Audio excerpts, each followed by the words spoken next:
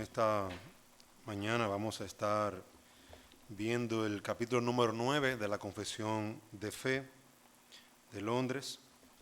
Nosotros estamos estudiando las Escrituras y estudiando la Confesión de Fe como un medio de instrucción, de estímulo para el crecimiento espiritual, para el crecimiento en gracia de cada miembro de la iglesia. Recordemos que, como hemos dicho en otras ocasiones, la confesión de fe es básicamente un instrumento doctrinal, un instrumento histórico, una herramienta histórica para nosotros estudiar las Escrituras, qué dice las Escrituras en diferentes temas, en diferentes verdades que la Biblia habla en toda su amplitud de la misma. Entonces, hay doctrinas aquí que han sido de mucha bendición para nosotros, como es la doctrina de Dios, la doctrina de la Trinidad, la doctrina del Cristo como mediador y otras doctrinas que nos han servido, la doctrina del pacto de Dios, nos han servido para nosotros poder hacer sólida nuestra esperanza, porque el Señor nos manda su palabra a crecer en el conocimiento de la gracia y de nuestro Señor. Tenemos que conocer la fe que tenemos. Tenemos una fe que necesita ser nutrida por la palabra, tenemos una fe que necesita ser nutrida por el Evangelio y por eso estudiamos la confesión de fe para dar al creyente un corazón, una mente sólida en las Escrituras, en la palabra de Dios. Y en este capítulo, el capítulo número 9, el capítulo del libre albedrío, la confesión de fe nos trata este tema desde dos puntos de vista. En primer lugar, nos da una definición general del libre albedrío y luego habla de ese libre albedrío en las diferentes etapas o estados en que el hombre se encontró, en el que el hombre se encuentra el día de hoy y en el que el hombre tendrá con la segunda venida de nuestro Señor Jesucristo o nuestro estado de glorificación. Entonces, vamos a ver en primer lugar qué dice la confesión de fe con referencia al libre albedrío. Estaremos buscando algunos pasajes, que es bueno que tengan sus Biblias a mano para que puedan leerlo con nosotros, estos pasajes. Dice la confesión: Dios ha dotado la voluntad del hombre de una libertad natural y de poder para actuar por elección propia, que no es forzada ni determinada a hacer bien o mal por ninguna necesidad de la naturaleza. Debemos de partir de que esta definición no está enfrascada en ninguno de los estados del hombre, es una definición general. Por lo tanto, de forma general podemos decir que cuando Dios creó al hombre a su imagen, creó al hombre a su semejanza, lo libertó, lo capacitó con una libertad que como dice la confesión, tenía la capacidad, el poder para actuar por elección propia. Es decir, que cuando el hombre de forma natural fue diseñado, creado por Dios, este hombre poseía completa libertad, no era inclinado por el mal, a entregar a sus pasiones, no era inclinado por el mal a vivir de forma pecaminosa, sino que Dios le dio la capacidad de poder obedecerle a él, de poder obedecer de forma tal que glorificara su nombre, que agradara a Dios. Tenía la capacidad de una elección libre, como vemos en Génesis, capítulo 1. Nosotros notamos que cuando Dios creó al hombre, le dio una ordenanza: sed pues fecundos, Génesis 1:28, y multiplicaos y llenad la tierra y sojuzgadla. Ejerced dominio sobre los peces del mar, sobre las aves del cielo y sobre todo ser viviente que se mueve sobre la tierra. Es decir, que el hombre, al recibir este mandato, Dios se lo ha dado porque él tenía la capacidad para obedecer a Dios. Él podía, al ser creado a imagen de Dios, él podía obedecer, tenía la capacidad de tomar el mandamiento de Dios y aplicarlo. Tiene la capacidad de glorificar a Dios obedeciendo su palabra. Yo os he dado toda planta que da semilla que hay en la superficie de toda la tierra, y todo árbol que tiene fruto que da semilla. Esto servirá de alimento. Vemos también que el Señor más adelante en el capítulo 2 le dice al hombre, ya estando en el huerto, versículo 9, Génesis 2:9, el Señor Dios hizo brotar de la tierra todo árbol agradable a la vista y bueno para comer. Asimismo, en medio del huerto, el árbol de la vida y el árbol del conocimiento del bien y del mal. Es decir, que delante del hombre Dios colocó toda posibilidad, todo lo bueno que podía hacer, obedecerle, agradarle, con la capacidad para hacerlo, pero también colocó el árbol del bien y del mal, porque ese árbol también hablaba de la capacidad que el hombre tenía de, obedeciendo a Dios, mantenerse alejado de dicho árbol. Tanto así que él tenía tal capacidad de obediencia, el hombre, al ser creado, que Dios le dijo al hombre, en el versículo 16, y ordenó el Señor al hombre, diciendo, de todo árbol del huerto podrás comer, pero del árbol del conocimiento del bien y del mal no comerás, porque el día que de él comas, ciertamente morirás. Es decir, que Dios capacitó al hombre con tal libertad natural, de él poder elegir, de él poder elegir lo que era bueno, de él poder hacer lo que era bueno. Y Dios le dio la capacidad, esa libertad aún intelectual, capacidad intelectual, para él reconocer lo que era el bien y el mal.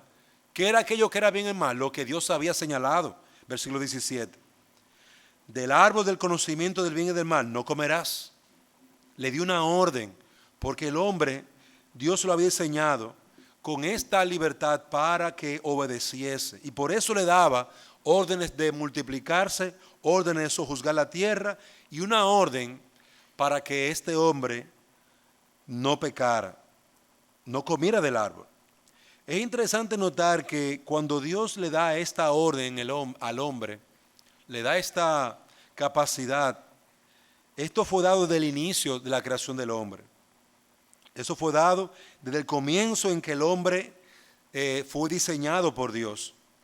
Y eso nos dice de cómo Dios en su sapienza, en su sabiduría, en su gracia, le dio al hombre todo lo necesario para glorificarle.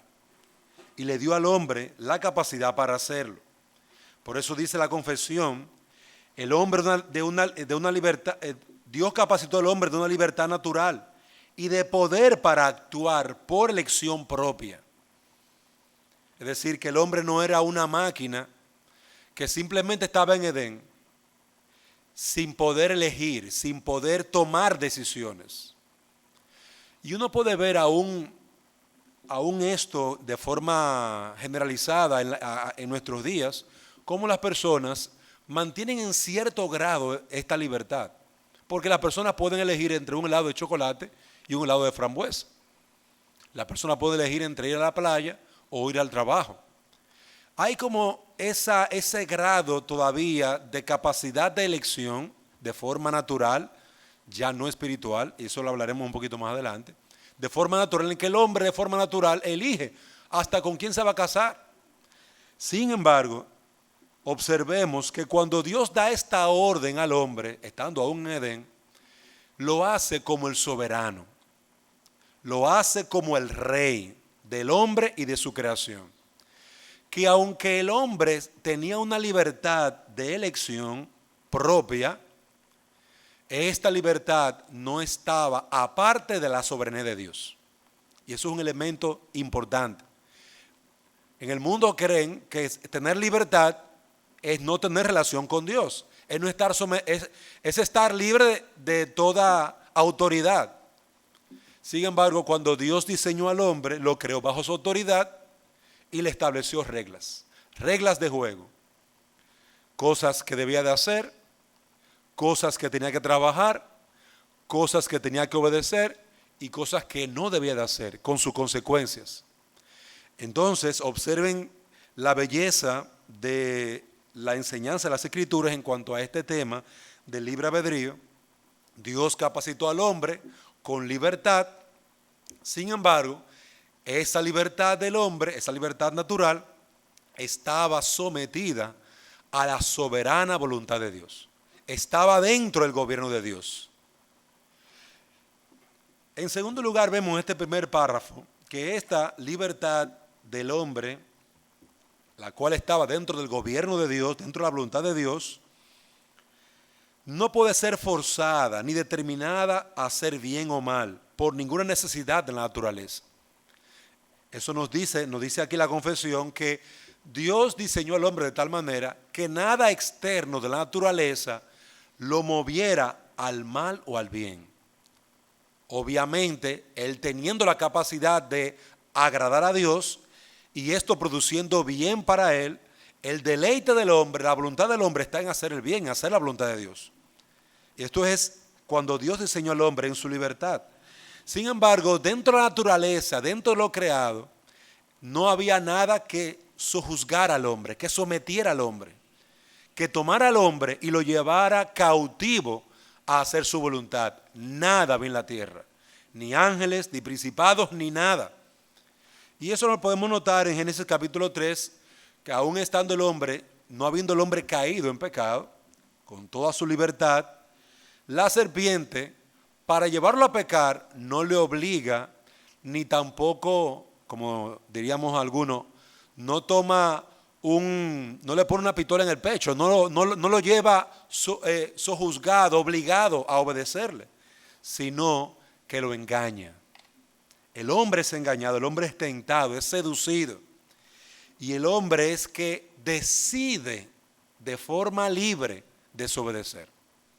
El hombre en su libertad decide ir en contra de la voluntad de Dios. Génesis capítulo 3.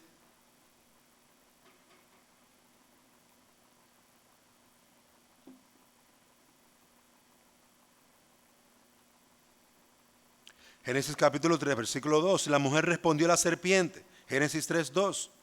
Del fruto de los árboles del huerto podemos comer, pero del fruto del árbol que está en medio del huerto ha dicho Dios, no comeréis de él, ni lo tocaréis para que no muráis. Y la serpiente dijo a la mujer, ciertamente no moriréis, pues Dios sabe que el día que de él comáis serán abiertos vuestros ojos, y seréis como Dios conociendo el bien y el mal. Cuando la mujer vio que el árbol era bueno para comer, y que era agradable a los ojos, y que el árbol era deseable para alcanzar sabiduría, tomó de su fruto y comió, y dio también a su marido que estaba con ella, y él comió. Observen allí que la serpiente no utiliza nada que obligue al hombre a tomar una decisión. El hombre estaba en completa libertad, nada de la naturaleza, ni ángeles, ni animales, ni el cielo, ni la tierra, nada de lo creado, inclinaba al hombre a actuar hacia un lugar o al otro. Ya el hombre tenía conocimiento de la verdad. Ya el hombre tenía conocimiento de lo que era lo bueno y lo malo. Y tenía una ordenanza de hacer lo bueno. Sin embargo, en su libertad, tomó una mala decisión. Entonces, la confesión de fe, como vemos en el primer punto, se concentra en esto. Dios creó al hombre de tal manera que el hombre tiene una libertad natural de poder actuar por elección propia. Sin embargo, esta elección propia está bajo la soberanía y la voluntad de Dios. Dios, siendo el soberano, estableció al hombre reglas, estatutos, decretos que debía obedecer y consecuencias. Por lo tanto, cuando el hombre elige, esa palabra es importante, cuando el hombre elige de forma libre obedecer, esto va a producir bien espiritual a su alma, pero cuando el hombre elige desobedecer, el producto lo encontramos, como decía Génesis 2, la muerte. Entonces, básicamente, ese es el primer párrafo en cuanto a un vistazo general del libre albedrío, en el párrafo número 1 de la confesión de fe. Pasemos entonces al párrafo número 2. El párrafo número 2, básicamente, ya lo tocamos, lo voy a leer, al hablar de la creación del hombre. Dice el párrafo 2, el hombre en su estado de inocencia tenía libertad para poder querer y hacer lo que era bueno y agradable a Dios, pero era mudable y podía caer de dicho estado. Ya hemos visto esta parte, al hablar de la creación del hombre, En Génesis capítulo 1 y capítulo 2 notamos que el hombre poseía libertad, diseñado a imagen de Dios, con completa libertad. Es un estado de inocencia. Es decir, veamos el libre albedrío en su estado de inocencia. En ese estado de inocencia, sin pecado, el hombre, creado por Dios, tenía el poder, el querer y el hacer. Oigan, estos detalles son importantes, porque en el próximo párrafo veremos las cosas que el hombre pierde en su estado de pecado. El hombre, cuando Dios lo creó en su estado de inocencia, de santidad, de pureza, tenía libertad y poder. Es decir, la capacidad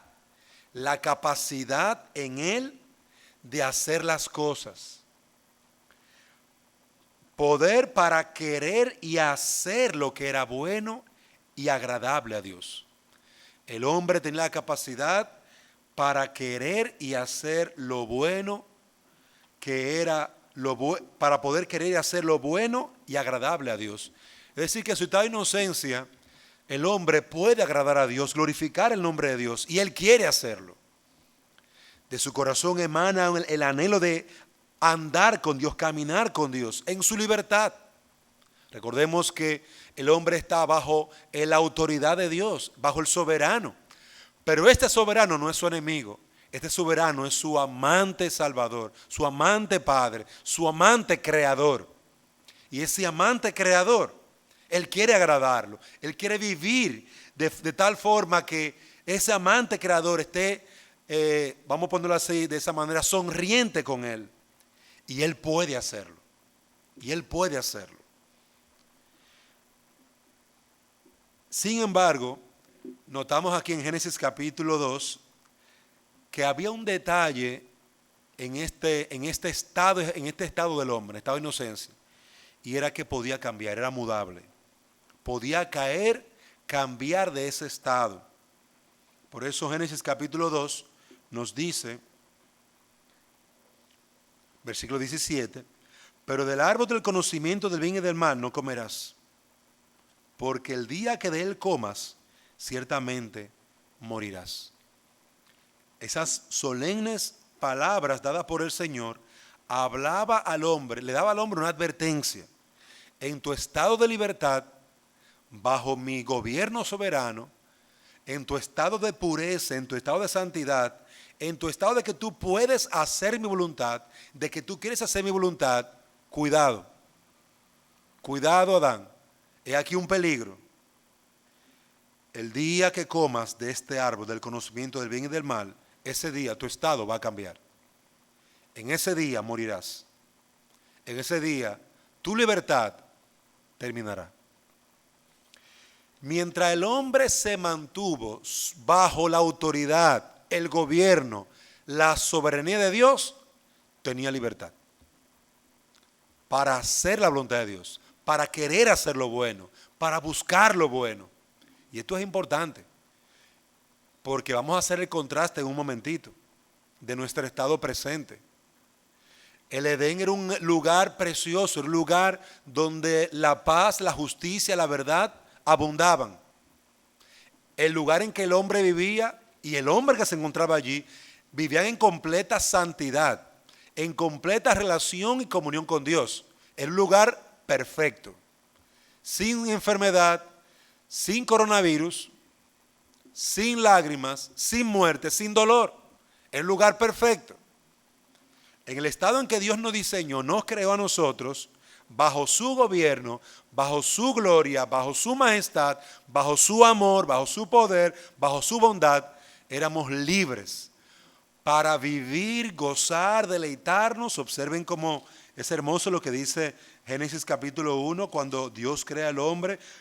Dios bendice al hombre, versículo Génesis 1:28. Dios bendice al hombre, no es que lo maldice, sino que lo bendice. Sé fecundos, multiplícate a través de tu intimidad con tu esposa, de tu relación matrimonial, multiplícate, llena la tierra. Dios bendice al hombre, gobierna la tierra, tú eres el Señor de la tierra, como si fuera un virrey en cierta manera. alguien con autoridad sobre lo terrenal. Obviamente bajo la autoridad de Dios, pero con autoridad. Ejerce dominio, dice la Biblia en las Américas, versículo 28. Sobre los peces, sobre las aves, sobre todo ser viviente que se mueve sobre la tierra. Observen el estado del hombre en su libertad. Ese es el estado del hombre. Toda bestia de la tierra, toda ave de los cielos y todo lo que se mueve en la tierra, es decir, todo estaba bajo el poder y autoridad del hombre. En ese estado fue que Dios no creó. Sin embargo, había una advertencia para el hombre, porque ese estado podía cambiar. Ese estado de libertad bajo el gobierno de Dios podía cambiar si el hombre pecaba. Y ese es el segundo estado, o mejor dicho, el segundo párrafo de la confesión de fe, cómo él muestra el libre albedrío cuando Dios crea al hombre. Sin embargo, ahora pasemos al tercer párrafo de cómo Dios muestra el libre albedrío ahora cuando el hombre peca. Cuando el hombre peca, ¿qué sucedió con nosotros? Y una nota importante, es el estado actual de la humanidad. Vamos a hablar del estado actual de la humanidad. El hombre, por su caída en un estado de pecado, ha perdido completamente toda capacidad para querer cualquier bien espiritual que acompañe la salvación. Por consiguiente, como hombre natural que está enteramente opuesto a ese bien y muerto en el pecado, no puede por sus propias fuerzas convertirse a sí mismo o prepararse para ello. Observemos aquí que en la confesión trata varios elementos importantes. La palabra caída es una palabra teológica que habla del cambio de estado del hombre, de pureza y santidad en que Dios lo creó, a uno de muerte, de impiedad y de maldad. Hablando de que la naturaleza del hombre cambió, el ser del hombre cambió. De ser amigo de Dios, se hizo enemigo de Dios. De amar a Dios, aborreció a Dios. De obedecer a Dios, desobedeció a Dios. De tener dominio sobre la creación, bajó a estar bajo el poder y el dominio del pecado. Pablo dice, miserable de mí. Pablo habla en Romanos 7 de una miseria espiritual que todo hombre tiene, Romanos capítulo 3. Ya os he dicho, Pablo dice en Romanos 3:9, que tanto gentil como judío, todos están bajo pecado. Es decir, la condición del hombre cambió. La condición del hombre terminó. La condición del hombre se frustró de ese estado de libertad que poseía bajo el gobierno soberano de Dios. El hombre en su estado de pecado, en la caída, ha perdido completamente toda capacidad. Y esa palabra capacidad la mencionamos en el párrafo anterior. En el párrafo anterior decíamos, el hombre posee la capacidad, el poder de hacer la voluntad de Dios, de querer la voluntad de Dios. Sin embargo, cuando el hombre peca, pierde esa capacidad de hacer la voluntad de Dios, de agradar a Dios. Y eso no podría decir, bueno, eso fue la parte espiritual solamente que el hombre fue afectado. No, porque recordemos que en Génesis capítulo 1, Dios como soberano del hombre no divide, estando el hombre en un estado de inocencia, no divide al hombre entre lo espiritual y lo que no es espiritual. En su estado de inocencia, Dios le dice al hombre de forma soberana, lo material, gobiérnalo. Todo gobiérnalo. Y lo está haciendo de forma soberana. Y el hombre en su estado espiritual, santo, puro, obedecía a Dios en lo creado. Gobernaba las cosas materiales y físicas de acuerdo a la voluntad de Dios, de acuerdo a la santidad de Dios. Entonces, cuando el hombre peca, notamos que el hombre deja de obedecer la ley de Dios, lo natural, porque de forma natural y espiritual cayó, cambió. Y eso es lo que nos dice la confesión. Ha perdido completamente el hombre toda capacidad para querer cualquier bien espiritual que acompañe la salvación. El hombre ha perdido toda capacidad, esa capacidad de obediencia a Dios, esa capacidad de agradar a Dios, esa capacidad de querer y el hacer. Recordemos un pasaje de la Escritura que dice que Dios pone el querer y el hacer por su buena voluntad. Con la caída, el hombre pierde esa capacidad de querer y hacer la voluntad de Dios. Y esta enseñanza de la confesión de fe trajo gran turbación en muchos sectores, y aún el día de hoy en muchos sectores trae turbación. Los pelagianos dicen no, el hombre todavía tiene una capacidad interna para hacer la voluntad de Dios, para querer hacer la voluntad de Dios. Cuando Dios viene donde uno, si uno quiere, y esa voluntad que viene a mi vida, yo la veo como algo bueno y la acepto, entonces busco a Dios, hago la voluntad de Dios. Los pelagianos dicen eso. Los arminianos dicen eso. Arminio copió de Pelagio eso, pensando que hay algo todavía bueno en el hombre que lo lleva a obedecer a Dios si él quiere. Es decir, que es la voluntad del hombre lo que al final determina si él actúa o no según la voluntad de Dios. No es Dios que pone el querer como el hacer, no es el Espíritu Santo que primeramente regenera al hombre. No.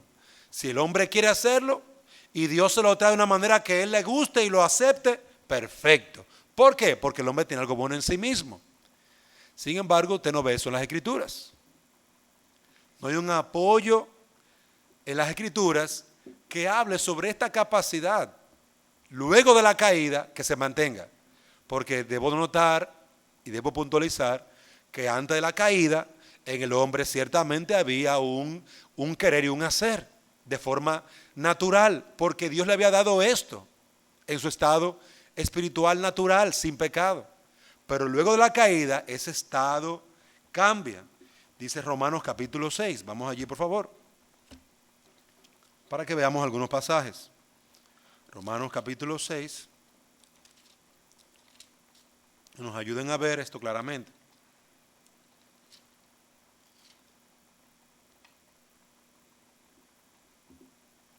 Romanos 6, 16. ¿No sabéis que cuando os presentáis a alguno como esclavos para obedecerle, sois esclavos de aquel a quien obedecéis?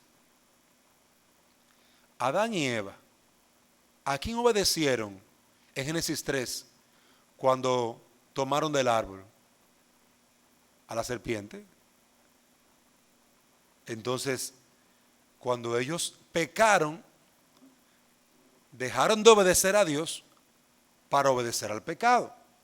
Dice Romanos 6:16, ya sea del pecado, sois esclavos de aquel a quien obedecéis, ya sea del pecado para muerte o de la obediencia para justicia. Versículo 20. Porque cuando erais esclavos del pecado, erais libres en cuanto a la justicia. Miren cómo Pablo aquí enfoca el punto de ¿a quién obedeciste? Bueno, si obedeciste al pecado, esclavo eres del pecado. Sometido eres al pecado. Bajo la voluntad del pecado estás. Esclavo del pecado eres y la consecuencia del pecado tendrás, la muerte. Es decir, que las Escrituras nos enseñan que al hombre obedecer al pecado, al hombre entregarse al pecado y desobedecer a Dios, inmediatamente el hombre cambia de un estado de santidad a un estado de muerte, a una condición de esclavitud. Porque cuando erais esclavos del pecado, erais libres en cuanto a la justicia. En consecuencia de tú haber pecado, ya no eres siervo de Dios, ya no sirves a Dios. Ya eres enemigo de Dios. Ya no quieres hacer la voluntad de Dios. Ya no vas a buscar. Ya no está en ti el querer y el hacer la voluntad de Dios. Ya eso cambió en ti. Ahora tú sirves a otro Señor. Tú sirves a otro rey. Ya no es Dios tu rey. Es tu pecado quien te gobierna. Dice entonces la confesión: por consiguiente, como hombre natural que está enteramente opuesto a ese bien y muerto en el pecado, no puede por sus propias fuerzas convertirse a sí mismo o prepararse para ello. Romanos capítulo 3, versículo 9.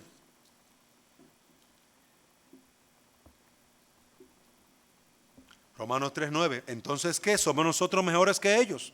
De ninguna manera, porque ya hemos denunciado que tanto judíos como griegos están todos bajo pecado. Todos. Recordemos aquí que Pablo está hablando a una iglesia compuesta por gentiles y judíos. Prácticamente él enfoca el mundo en esos dos ambientes.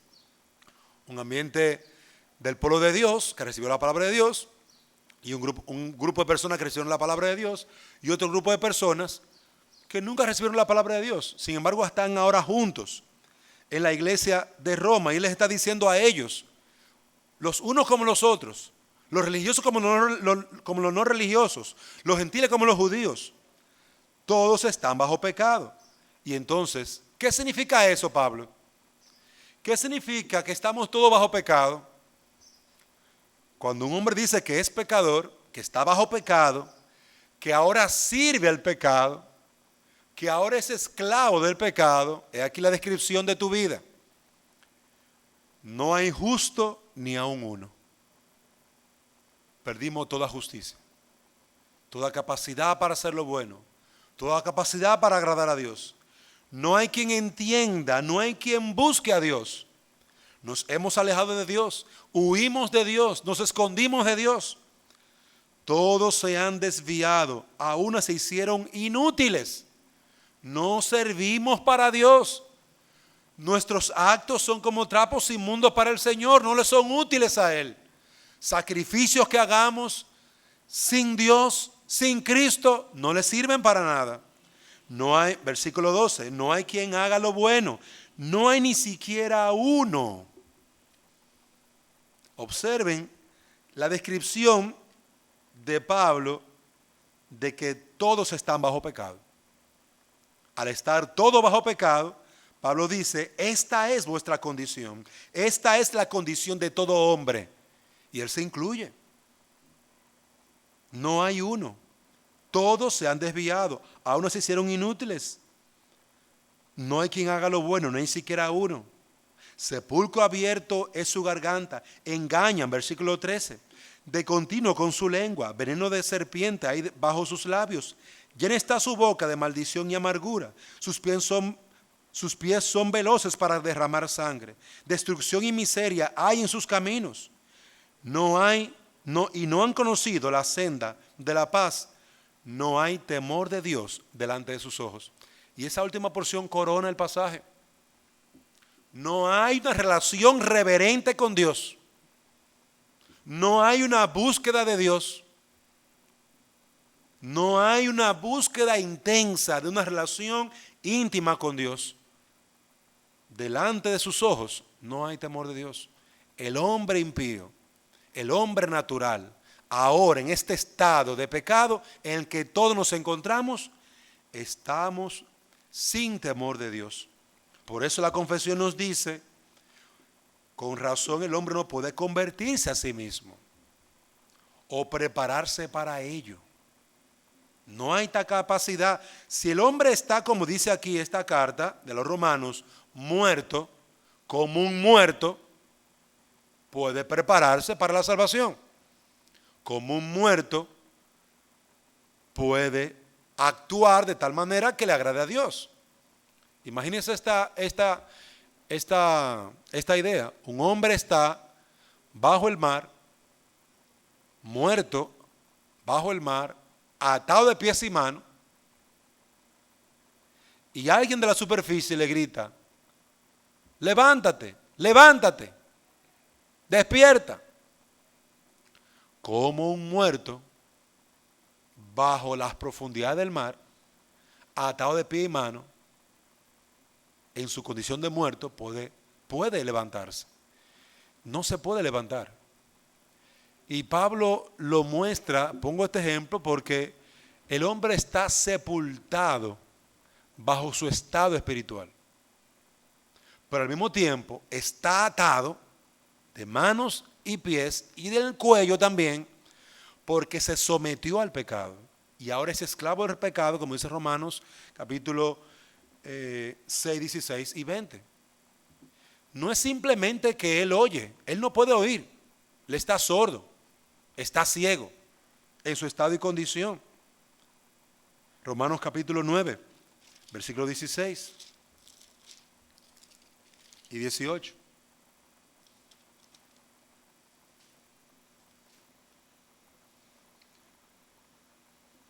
Versículo 15.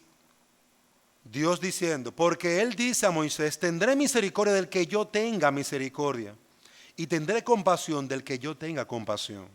Así que no depende del que quiere ni del que corre, sino de Dios que tiene misericordia. Porque la Escritura dice a Faraón, para esto mismo te he levantado, para demostrar mi poder en ti, y para que mi nombre sea proclamado por toda la tierra. Así que del que quiere tiene misericordia, y al que quiere endurecer, y al que quiere endurece. Me dirás entonces, ¿por qué pues todavía reprocha a Dios? Porque ¿quién resiste a su voluntad? Al contrario, ¿quién eres tú, oh hombre, que le contestas a Dios? ¿Dirá acaso el objeto modelado al que lo modela, ¿por qué me hiciste así? Es una respuesta que Pablo da como argumentando a aquel que dice, óyeme, pero si Dios me dio esta capacidad y yo peco, entonces la culpa no es mía. Pablo dice, no, espérate, no es eso. Dios pone ahora en tu estado de muerte espiritual el querer como el hacer porque tú no puedes. Y Él se lo da a quien Él quiere. En el estado de muerte espiritual en que está toda la humanidad, todos nos entregamos a nuestro pecado. Y a quien Él quiere de esa humanidad muerde su pecado, Él salva, Él llama. Es una muestra de su gracia y de su amor. Él creó al hombre bueno y perfecto. El hombre tomó una decisión y pecó. Sin embargo, de esos pecadores que se alejaron de Él, Él por su bondad y por su compasión decide salvar a algunos. Y eso es una evidencia de gracia, de misericordia.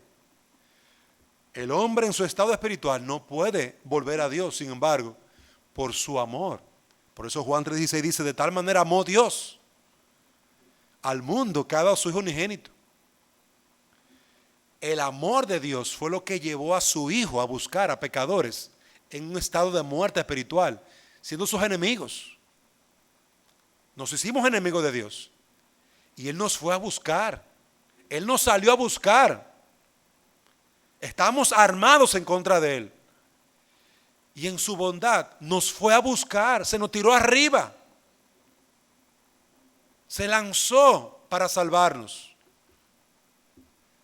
Y el hombre necesita, que es el próximo párrafo, la obra del Espíritu Santo, la obra de Dios mismo, que es el próximo párrafo. Cuando Dios convierte a un pecador y lo traslada al estado de gracia, es decir, del estado de muerte espiritual, lo mueve al estado de gracia, lo libra de su servidumbre natural bajo el pecado y por solo su gracia lo capacita para querer y obrar libremente lo que es espiritual, lo que es espiritualmente bueno. Observen que ahora tenemos un tercer estado. El primero fue el estado en que Dios nos creó de pureza, la caída, el estado de pecado en que el hombre cayó por causa de desobedecer a Dios. Y ahora hay un tercer estado que lo vemos con el cumplimiento de la promesa de Dios. Dios promete enviar a un Salvador y Dios envía a Jesucristo para salvar nuestra condición de pecado. Cuando Dios convierte a un pecador, cuando Dios salva a un pecador, lo traslada ¿En qué estado estamos ahora? De muerte. De ese estado de muerte y de pecado a un estado de gracia, de libertad. Libertad del pecado, pero también de la capacidad del querer y el obrar libremente para hacer lo que es espiritualmente bueno. Hay un cambio, una restauración, es decir, que aún en esta enseñanza del libre albedrío, notamos que Dios continúa operando soberanamente sobre toda la creación. Dios opera sobre los pecadores, salvando a través de Jesucristo, sacándole del estado de muerte a un estado de gracia y de libertad, capacitándole nuevamente para querer y hacer, como el texto que leíamos de Romanos. Dios es quien pone el querer y el hacer por su buena voluntad. Romanos 9:16. Dios es el que pone el querer y el hacer por su buena voluntad. Pero ahora, ¿en qué estado están los hombres? ¿En qué condición? En un estado de pecado, en un estado de muerte. Dios pone en esos pecadores, por su Santo Espíritu, por la regeneración, el querer y el hacer, para que ese muerto espiritual venga a la vida y entonces pueda confiar y creer en el Señor Jesucristo. Sin embargo, la confesión añade, por razón de la corrupción que todavía le queda, no quiere ni perfecta ni únicamente lo que es bueno, sino que también quiere lo que es malo. Y aquí una controversia que realmente uno puede ver en uno mismo. Una controversia que Pablo trata en Colosenses capítulo 1:13, Romanos 7:14 al 25, Gálatas 5:17, Filipenses 2:13. Una controversia que Pablo trae y saca a la luz en cada uno de estos pasajes, hablando de esa lucha que el hombre tiene. Ahora estamos hablando del creyente. Ahora el hombre que ha sido regenerado, que ha sido convertido, que ha sido salvado por la obra de Dios, por la obra del Espíritu Santo, por la fe en Cristo, ahora este hombre quiere hacer el bien, conoce la ley de Dios y dice, wow, qué ley tan justa, qué ley tan santa, qué ley tan buena, una ley que me produce alegría, una ley que me produce bienestar, una ley que me protege del mal, del pecado, una ley que me protege del mal, del mundo. Es una ley buena, justa, santa. Sin embargo, encuentra que hay una lucha para obedecer esa ley. Y esa lucha está en él mismo, dentro de él mismo. Esa lucha con el pecado remanente. Una lucha con el pecado remanente. Colosenses 1:13 nos dice la palabra, Colosenses 1:13, porque Él nos libró del dominio de las tinieblas y nos trasladó al reino de su amado Hijo. Punto número 1. El creyente es sacado de esa tumba espiritual, cortado las amarras, los grilletes que le ataban, el dominio del pecado, y llevado a otro reino, al reino de su amado Hijo. Nos libró del dominio de las tinieblas y nos trasladó al reino de su amado Hijo. Y dice Filipenses 2:13. Porque Dios es quien obra en vosotros también el querer como el hacer para su beneplácito. Ahora nos trasladó, nos liberó y Dios pone en nosotros el querer agradarle, el confiar en Cristo, el obedecer a la palabra de Dios, el amar a Dios, el servir a Dios, el servir a mi comunidad. Dios es el que pone estas cosas en nosotros. Sin embargo, primero, nos sacó de las tinieblas, nos libertó de la esclavitud del pecado. Y otros pasajes como Romanos 7:14 al 25, Gálatas 5:17, nos habla de esa condición. Y en último lugar, ya en los minutos que me quedan, está el último estado del libre albedrío. Hay un último estado en que el libre albedrío continuará en nosotros. Porque fue algo que Dios nos concedió desde la creación, antes del pecado. Dice aquí la confesión en el último párrafo. Esta voluntad del hombre es hecha perfecta e inmutablemente libre solamente para el bien, únicamente el estado de gloria. Llega un punto en que cuando el Señor Jesucristo venga y seamos transformados, glorificados, y el pecado y la muerte y todas esas cosas sean destruidas, moraremos en libertad, en justicia, en tal estado que nuestra justicia será inmutable. No habrá cambio, no habrá opción para pecar. Ya seremos libres completamente del pecado. Hay un pasaje en Efesios capítulo 4, me gustaría ver brevemente.